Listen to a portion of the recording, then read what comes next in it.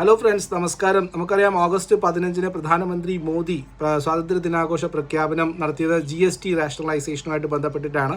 ദീപാവലി ഗിഫ്റ്റായിട്ട് ജനങ്ങൾക്ക് GSTയിൽ വലിയ മാറ്റങ്ങൾ പ്രതീക്ഷിക്കാം എന്നുള്ളതായിരുന്നു. അപ്പോൾ അതുമായിട്ട് ബന്ധപ്പെട്ട് പല കാര്യങ്ങൾ 2-3 ദിവസമായിട്ട് മാർക്കറ്റിൽ അലയടിച്ച് വരുന്നുണ്ട്. അതിലൊന്ന് പ്രധാനപ്പെട്ടത് റിന്യൂവബിൾ എനർജി സെക്ടറുമായിട്ട് ബന്ധപ്പെട്ടിട്ടാണ്. ഇവിടെ വന്നിരിക്കുന്നത് റിന്യൂവബിൾ എനർജി സെക്ടറിന് പ്രാധാന്യം കൊടുക്കാൻ ഗവൺമെൻറ് കാര്യമായി തീരുമാനിച്ചിരിക്കുന്നു എന്നുള്ളതാണ് ഒരു കാര്യം. പ്രധാനപ്പെട്ട റിന്യൂവബിൾ എനർജി സെക്ടറുമായിട്ട് ബന്ധപ്പെട്ട കാര്യങ്ങൾക്കൊക്കെ 12% GST റേറ്റാണ് ഉള്ളത്. ഇപ്പോൾ ഗവൺമെൻറ് പുതിയ തീരുമാനം അനുസരിച്ചിട്ട് 12 അതുപോലെ തന്നെ 18%, 28%, ഒക്കെ അല്ലെങ്കിൽ 12%, 18% ഉള്ള സാധനങ്ങളൊക്കെ ഇല്ലാതാവാൻ പോവാണ്. അതായത് ആ ഒരു സ്ലാബ് GST സ്ലാബ് 12%-ൻ്റെയും 18%-ൻ്റെയും ഇല്ലാതാവാൻ പോവുകയാണ്. അപ്പോൾ പ്രധാനപ്പെട്ട റിന്യൂവബിൾ എനർജി സെക്ടറുമായിട്ട് ബന്ധപ്പെട്ട സാധനങ്ങളൊക്കെ തന്നെ 12%-ലാണ് ഇപ്പോൾ കിടക്കുന്നത്. അത് മിക്കവാറും 5%-ആയിട്ട് കുറച്ച് അല്ലെങ്കിൽ ചിലപ്പോൾ 0%-ലേക്കൊക്കെ കൊണ്ടുവരുമെന്നാണ് അറിയാൻ സാധിക്കുന്നത്. അതുമായിട്ട് ബന്ധപ്പെട്ട ഒരു സ്റ്റേറ്റ്മെൻറ്റ് വന്നിരിക്കുന്നത് പ്രധാനമായിട്ടും സോളാർ PV സെൽസുകൾ ഉണ്ടാക്കുന്ന കമ്പനികൾക്ക് ഇപ്പോൾ 12%-ആണ് GST. അത് നിലവിൽ 5%-ലേക്ക് കുറയാൻ സാധ്യതയുണ്ട് എന്നുള്ളതാണ്. അതുപോലെ സോളാർ പമ്പുകൾ 12%-ലാണ് ഇപ്പോൾ ഉള്ളത്. അത് 5%-ലേക്ക് വരാൻ സാധ്യതയുണ്ട്.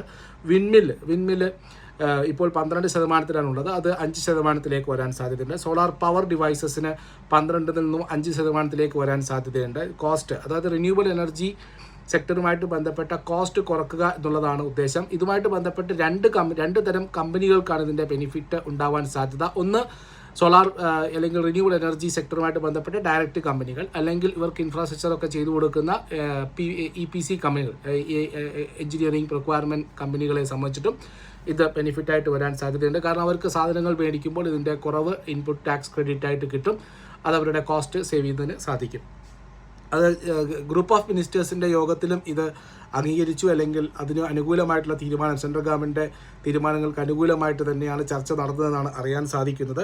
അപ്പോൾ ഇതുമായിട്ട് ബന്ധപ്പെട്ട കമ്പനികൾ ചോദിച്ചു കഴിഞ്ഞാൽ നമുക്ക് കവറേജുള്ള കമ്പനിയായിട്ടുള്ള സുസ്ലോൺ തന്നെയാണ്. സുസ്ലോണിൻ്റെ വിൻഡ് എനർജി റിലേറ്റഡ് ആയിട്ടുള്ള റിന്യൂവബിൾ എനർജി സെക്ടറിൽ വരുന്നതാണ്. അപ്പോൾ അവരുടെ ഇൻപുട്ട് കോസ്റ്റ് കുറയാനുള്ള സാധ്യത വളരെ കൂടുതലാണ്. പിന്നെ ബോറോസിൽ റിന്യൂവബിൾസ്, അതുപോലെ തന്നെ Swelect energy, premier energy, Inox wind, Suzlon, Waaree renewables, അതുപോലെ തന്നെ ഋഷഭ് ഇൻസ്ട്രുമെൻറ്റ്സ്, അവർ സോളാർ ഇൻവേർട്ടേഴ്സും കാര്യങ്ങളൊക്കെ ഉണ്ടാക്കുന്നതാണ്. അതുപോലെ തന്നെ SGVN, NHPC ഇങ്ങനെയുള്ള കമ്പനികൾക്ക് ബെനിഫിറ്റ് കിട്ടാം. കാരണം 2030 ഇപ്പോഴുള്ള 2 GW നിന്നും 5 GW റിന്യൂവബിൾ എനർജി കപ്പാസിറ്റി ഉയർത്തുക എന്നുള്ളതാണ് ഗവൺമെൻറ്റിൻ്റെ ലക്ഷ്യം എന്ന് അറിയുന്നു.